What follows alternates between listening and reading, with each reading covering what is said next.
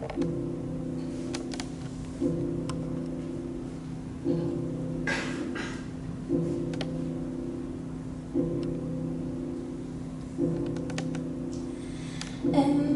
as a mode of creation, sensing and feeling, embodying another's perspective,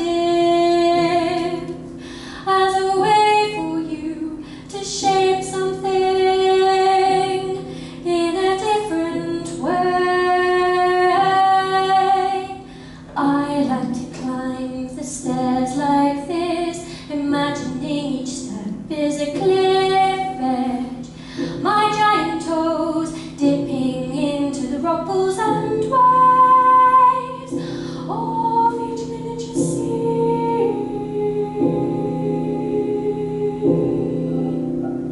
Step as she steps, breathe as he breathes, empathize with why they fell. Imagine your center of gravity when stepping up and down through conflict. Empathy boosts my flexibility. Say cheers to our good health as we sip the social model of disability. These are not stairs at all. See the lightning strike the rainbow as the rain falls down the wheelchair ramp. Scored as I stand alone. Welcome to the Doll's House.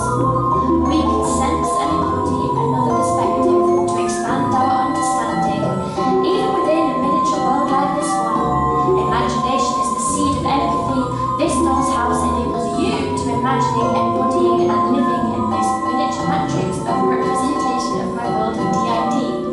Let your minds play with the sense of perspective. Let your body shrink to the size of your hand. Let your thoughts expand to fill your social and work networks with a more open view of what it can be to move through the world, to question normal.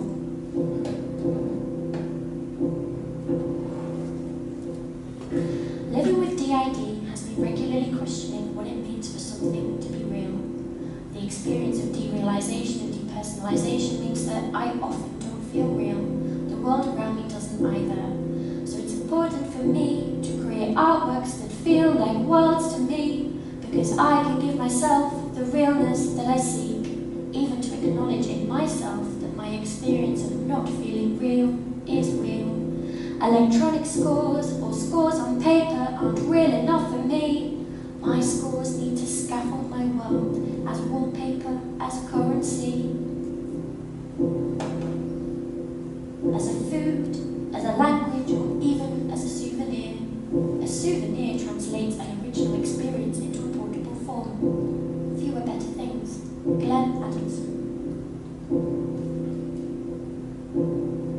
This Doll's House is a souvenir from the original experience that is completing my PhD with multiplicity. It's also a reflection on key elements of that experience into a series of homeware metaphors. Just wait for the fridge. It also feels real. Like other dolls' houses, it documents a way of living in a way that you, the audience, can project yourselves into. Because we all hold a shared experience of what it means to feel at home, albeit with individual needs and complexities. You can take up residence here in your imagination. Lie down on this rather uncomfortable bed and stare at the beautiful wallpaper scores and perform them in your head. Through history, dolls' houses have had this transparency about them, which intrigues me. They've shown historians a window into the functional spaces like kitchens that weren't traditionally documented in other art forms, particularly the 17th century. My doll's house is functioning in a similar way. It is an artifact made with a high level of material intelligence that connects people to research that was carried out by someone very different from who they perceive themselves to be. And it documents that this PhD really did happen, and that me and my way of being will not be erased.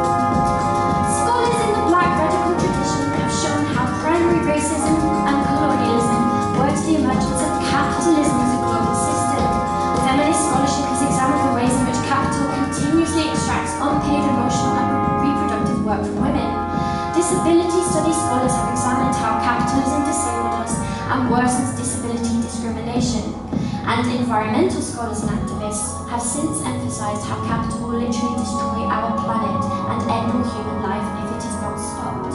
Empire of Normality, Robert Chapman.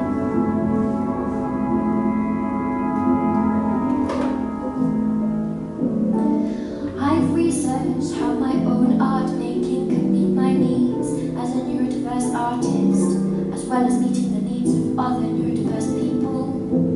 I have researched trauma, the polyvagal theory, music therapy, and taken a pretty deep dive on my own diagnoses of autism, dissociative disorder, and ADHD. Before capitalism and the pathology paradigm, wellness in most cultures was defined according to balance with the self and harmony, connectedness with others and the world. Within this frame, I am very, very well indeed. I've transformed my creative practice to give me what I need. I'm even performing my defense with a doll's house world, and I'm telling you now that this is radical access, self-inclusion, and care. Care is a depth of self-awareness that allows me to understand my needs. But if those around me don't care, that makes caring for myself harder. I can only function as well as the broader attitudes allow.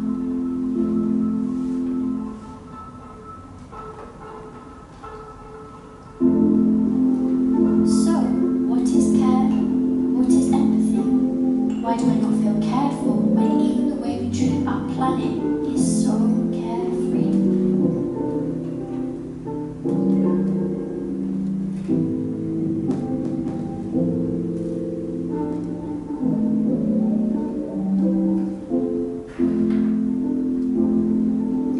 When we first began our PhD, we didn't yet know that we had DID. The first journeys to Antwerp were full of confusion and missing time. People approached me as if they knew me, but I had no memory of meeting them. They met one of the others, not me. I went to a couple of conferences with littles fronting and didn't understand a single word. I experienced guilt, shame, and imposter syndrome. I was so confused as to why I was not understanding the content of a research meeting that I understood perfectly fine the week before. I expended a lot of energy into masking all these things.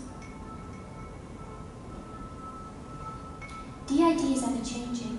Each and every day has a unique pattern of switching, so you cannot anticipate how your art will shape and morph. Over the course of a day, never mind over a 4-year school.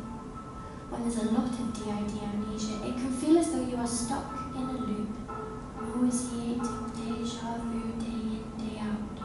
You start the same project over and over.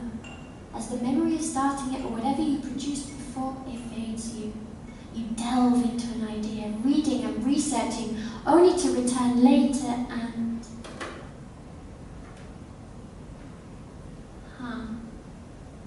and it no longer feel like your work. Was it one of the others? You quickly grieve the loss.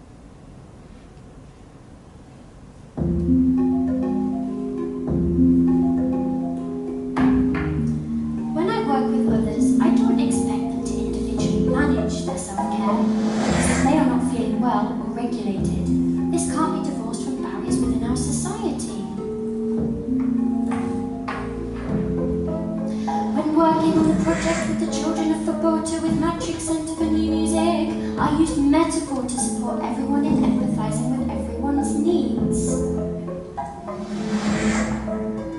I got intrigued by cloud formations and weather forecasts because they related so well to the ever-changing nature of passive emotions. And with the addition of a swimming pool and 600 ball pool balls, the weather would provide enough intrigue and fun to keep my entire DID system engaged for an entire 6-month project.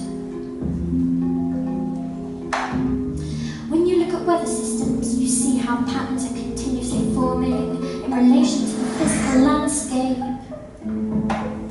I see a downpour of anger as the weather that has been churned up by the difficulties, challenges and barriers a young person is navigating. Not just in their current landscape, but also in the landscape in which they have formed and the landscape for which they believe they might be headed to. The weather is about change and movement, but it's also about patterns, and not necessarily patterns that we can control. Robert Chapman writes, capitalist logics and the pathology paradigm mutually reinforce each other, leaving no possibility of neurodivergent liberation without deep systemic change. Deep systemic change.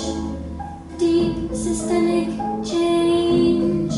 Deep systemic change. Deep systemic change.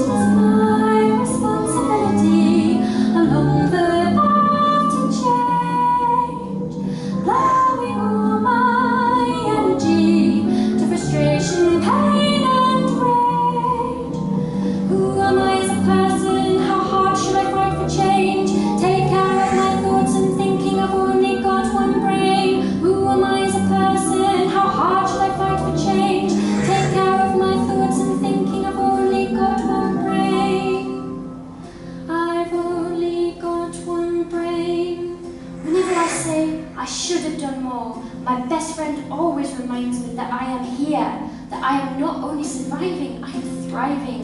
Living is activism. Living my life really is activism. There's nothing to be gained by trying to do more than I am able to do.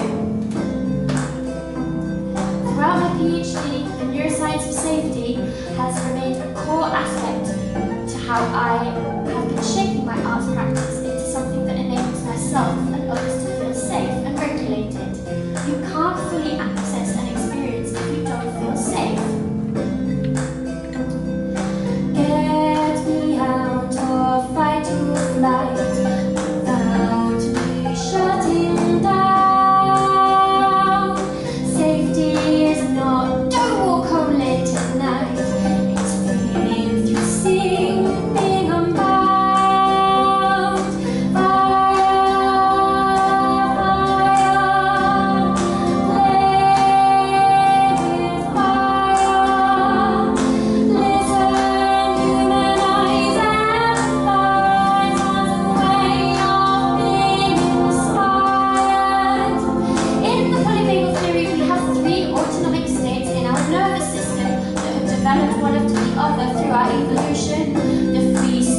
Fight-flight state and the safe connected state.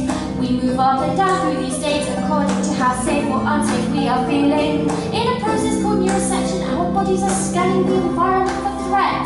I have diversified facets from the polyvagal theory into modes of making.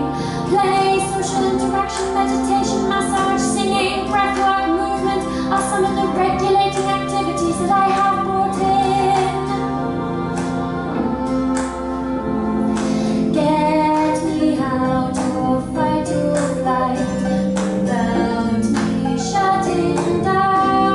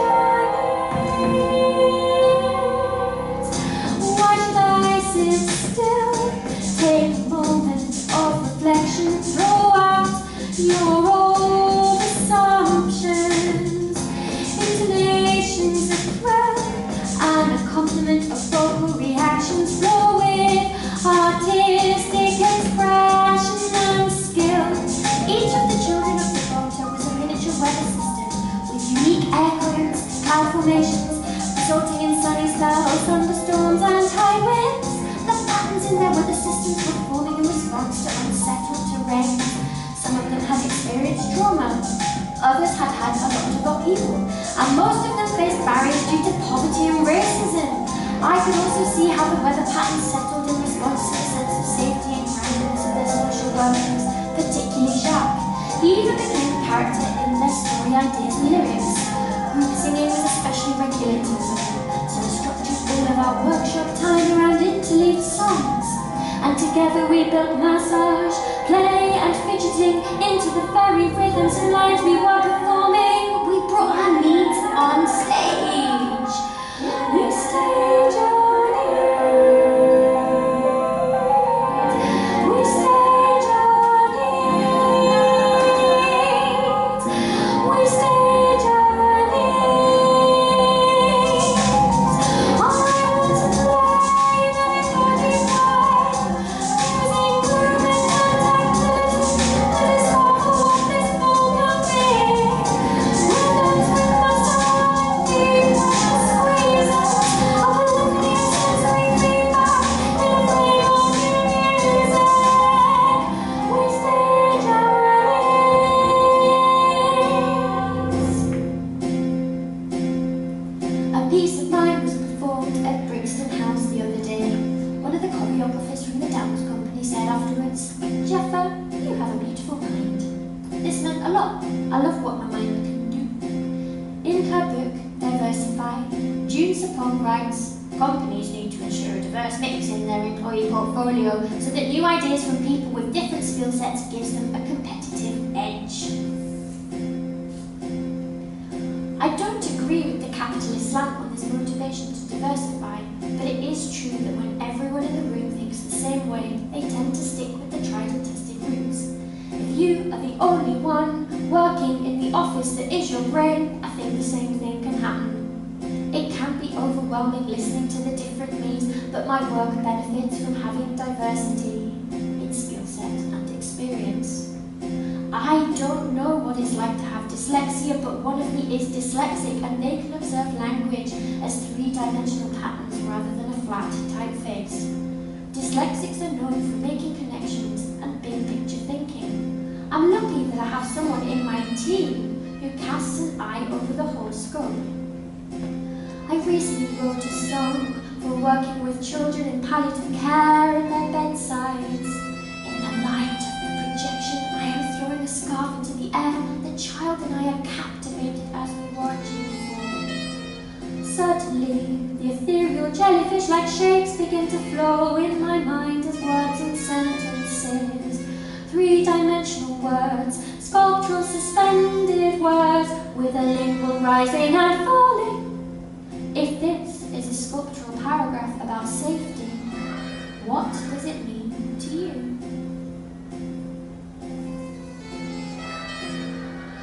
June Sapong's Diversify book, is hailed as an essential read for developing anti-racist and inclusive practice. There's important stuff in it. My main critique, though, is that she doesn't address the cost of diversity, the psychological cost of the marginalised people you are trying to include. It's hard to speak up about the barriers you are experiencing when you have finally made it into a space where people like you don't usually reside. There's masking. As a marginalised person, the emotional labour of being asked the same questions over and over again is exhausting. Travis Alabanza, writer and trans activist, highlights this in their book, None of the Above, with the weight and regularity of receiving the question. So, when did you know? I'm grappling with the expectation of what kind of answer will enable them to be most believed, in line with the person in front of them's understanding of queering and trans identity. They write, there are many things oppression and its side effects rid you of. One of them, I believe, is an easier access to your truth. If it is so regularly questioned, sometimes it proves harder to find when no one is around. None of the above, page 19. For me, hearing, can you empathise if you're autistic, is a particularly exhausting question. How have they not picked up on the level of empathy and care with which I have just helped them in conversation? conversation. It's not my job to explain to you that autistics are in fact hyper-empathic.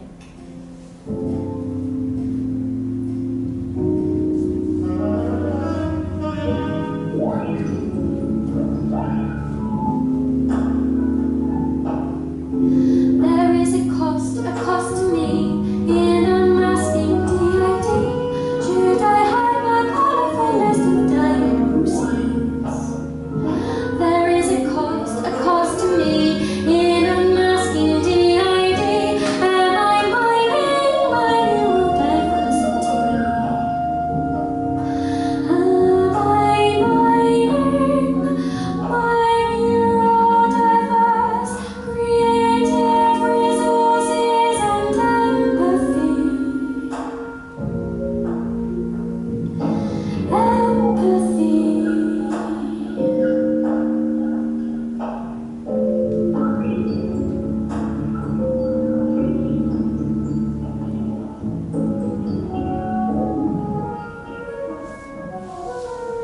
Potential collaborators being engaged by me, wanting to work with me, then suddenly withdrawing or reacting with overwhelm to my way of being. I'm not gonna lie, this feels like a toilet. There are benefits to multiplicity, but there are some really vulnerable voices in my system, and I haven't always been careful about how I include these. We don't all share the same working class identity. Some of us have only known stability, whereas others hold the lived experience of poverty. There's disagreement, working through discomfort, can alters like 4-year-old smudge and 2-year-old Furzy